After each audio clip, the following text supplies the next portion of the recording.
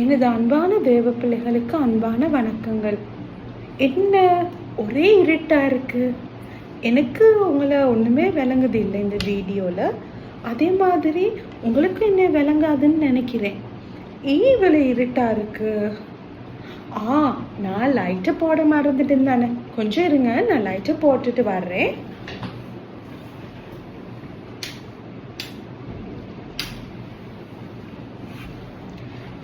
பார்த்தீங்களா பிள்ளைகளே, இந்த இருட்டா இருந்த இந்த அறையில ஒரு திடீரென்ற ஒரு பிரகாசமான ஒளி வரும்போது எனக்கு உங்களை பார்க்கக்கூடியதாக இருக்கிறது. அதே மாதிரி உங்களுக்கும் என்னைய தெளிவாக பார்க்கக்கூடியதாக இருந்தது அல்லவா?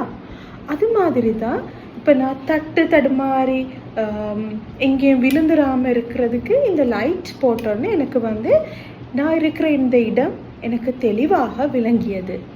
அது மாத்திரமல்ல, நான் எங்கிட்டு போகணும், எப்படி போகணும்னு எனக்கு ஹெல்ப் பண்ணுது இந்த லைட். இந்த லைட் இல்லாட்டி யோசித்து பாருங்கள், நான் இருட்டில் தடுமாறி வெயிட்டு விழுந்து பெரிய பிரச்சனையாகும்.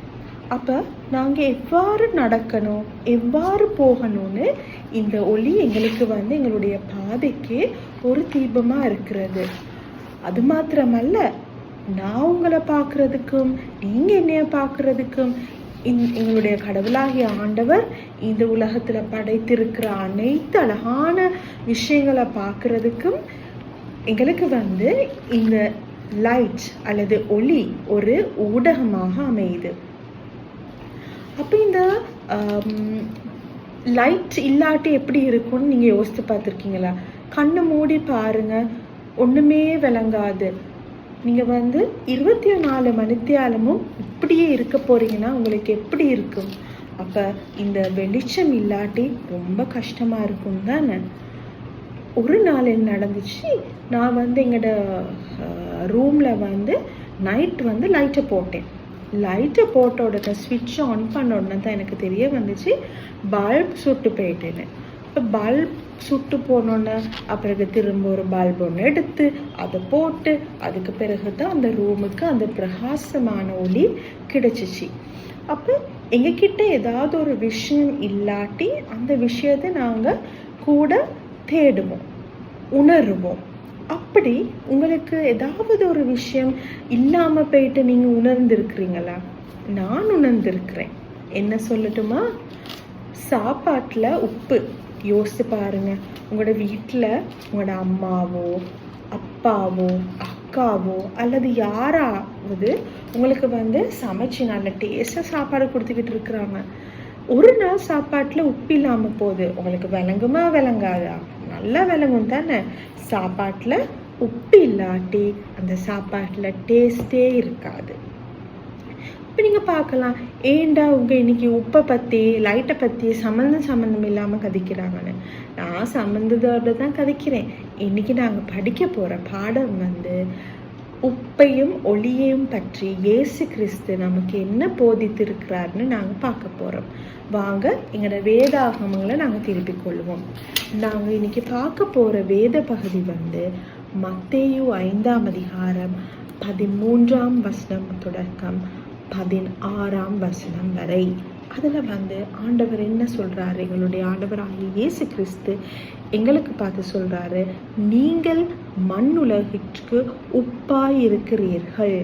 அப்போ இந்த உப்பு என்னத்துக்கு பாவிப்பாங்க? இயேசு கிறிஸ்துவின் காலத்தில் இந்த உப்பு ஒரு விலை மதிக்க பெற்ற ஒரு பொருளாக கருதப்பட்டது. இந்த உப்பு சுவை மாத்திரமல்ல, பொருட்களை பேணி பாதுகாக்க பதனிட மிக முக்கியமாக பயன்பட்ட ஒரு பொருள். அப்போ இந்த உப்பு ஒரு ஆளோட வாழ்வில் அந்த சுவை மூலம் இந்த உப்பு போட்டோன்னு ஏற்படுற மாற்றம் மாதிரி நாங்களும் மண்ணுலகத்துக்கு உப்பாயிருக்கிறோமா? அப்போ நாங்களும் எங்களுடைய பங்கு இன்னொருத்தரோட வாழ்வில் வரும்போது அவருடைய வாழ்வு சுவையான ஒரு வாழ்வாக மாறக்கூடிய பிள்ளைகளாக நாங்கள் இருக்க வேண்டும் என்று எங்களுடைய ஆண்டவராகிய இயேசு கிறிஸ்து சொல்கிறாரு. அப்போ நாங்கள் எப்படி மற்றவர்களுடைய வாழ்க்கையில் சுவையை கொண்டு வரலாம் அல்லது மாற்றத்தை கொண்டு வரலாம்? நாங்கள் செய்யும் சின்ன சின்ன காரியங்கள் சிறு சிறு உதவிகளாக இருக்கலாம், அவர்களுக்காக நாங்கள் செய்யக்கூடிய ஜெபங்களாக இருக்கலாம், அவர்களை குறித்து நாங்கள் கரிசனையாக விசாரிக்கும் அந்த பேச்சுக்களாக இருக்கலாம். அவர்களுடைய மாற்றத்தில் வாழ்வில் ஒரு பெரிய மாற்றத்தை இது ஏற்படுத்த போகிறது. அதுக்கு பிறகு இவர் லைட்ல பத்தி, வெளிச்சத்தை பத்தி என்ன சொல்றாருன்னு பார்ப்போம். இயேசு கிறிஸ்து என்ன சொல்றாரு? நீங்கள் உலகிற்கு ஒளியாயிருக்கிறீர்கள். மலை மேல் இருக்கும் நகர் மறைவாய் இருக்க முடியாது. எவரும் விளக்கை ஏற்றி மரக்காலுக்குள் வைத்திருப்பதில்லை, மாறாக விளக்கு தண்டின் மீதே வைப்பர். அப்பொழுதுதான் அதில் வீட்டில் உள்ள அனைவருக்கும் ஒளி தரும். அப்போ நான் சொன்னேன் உங்களுக்கு, எனக்கு இங்கே வெளிச்சம் இல்லாமல் தட்டு தடுமாறி ரொம்ப கஷ்டப்பட்டு இருக்கும் போது இந்த வெளிச்சம் எனக்கு பாதை காட்டி உதவியாக இருந்தது. அப்பொழுது எனக்கு சுற்றி என்ன நடக்குதுன்னு தெரியும். எனக்கு ஒரு கைடிங் லைட்டாக என்னை எங்கே வழி நடத்துதுன்னு எனக்கு இந்த ஒளி மிகவும் முக்கியமானதாக இருந்தது. அதே மாதிரி தான் பிள்ளைகள், தேவனுடைய பிள்ளைகளாகிய நாங்கள் அவரிடமிருந்து பெற்ற ஒளியை, அவரிடமிருந்து பெற்ற அந்த அன்பை, அவரிடம் நாங்கள் ருசித்த அந்த அன்பை நாங்கள் மற்றவர்களிடம் பகிர்ந்து கொள்ளும் போது நாங்கள் என்ன செய்வோம்? மற்றவர்களுடைய வாழ்விலே வெளிச்சமாக, அவருடைய இருள் சூழ்ந்த வாழ்விலே நாங்கள் வெளிச்சத்தை ஏற்படுத்துகிற பிள்ளைகளாக இருப்போம். அப்பொழுது எங்களுடைய வெளிச்சம் என்ன செய்யும்? வீட்டில் விளக்கு தண்டின் மேல் வைக்கப்பட்டதாக பிரகாசமாக இருக்கிற மாதிரி மற்றவர்களுடைய வாழ்விலும் நாங்கள் பிரகாசத்தை ஏற்படுத்தக்கூடிய பிள்ளைகளாக இருக்கிறோம். அதுக்கு நீங்களும் நானும் என்ன செய்ய வேண்டும்? நானும் நீங்களும் இந்த வேதாகமத்தை தினந்தோறும் வாசிக்க வேண்டும். அதில் இயேசுவானவர் நமக்கு என்ன கூறியிருக்கிறார், நமக்கு என்ன சொல்லி இருக்கிறார்னு பார்க்க வேண்டும். அவருடன் நாங்கள் கதைக்கணும்.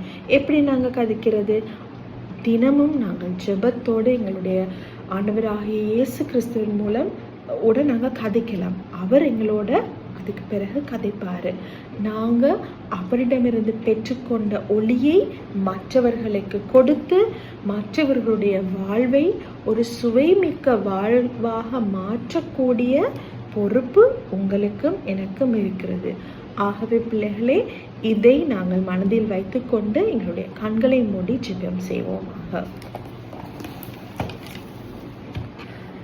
அன்பும் இரக்கமுள்ளங்கள் நல்ல பரம தந்தையே, ஆண்டவரே, நீர் எங்களுக்கு ஒளியாக இருந்து எங்களை வழிநடத்துவது போல ஆண்டவரே, நாங்களும் உமது ஒளியை பெற்ற பிள்ளைகளாக மற்றவர்களுக்கு நடத்தவும் வழிகாட்டவும், அவருடைய வாழ்க்கையிலே நாங்கள் உப்பை போன்று ஒரு சுவையான மாற்றத்தை ஏற்படுத்தும் பிள்ளைகளாக நாங்கள் வாழ வளர எங்களுக்கு கிருபை செய்யும். எல்லாவற்றும் முது பாதப்படியில் வைக்கிறேன் பரமராஜாவே, ஆமேன். ஆகவே பிள்ளைகளே, மற்றவர்களுடைய வாழ்விலே ஒரு ஒளியாக, ஒரு உப்பாக மாற தேவன் தாமே உங்கள் அனைவரையும் ஆசீர்வதிப்பாராக.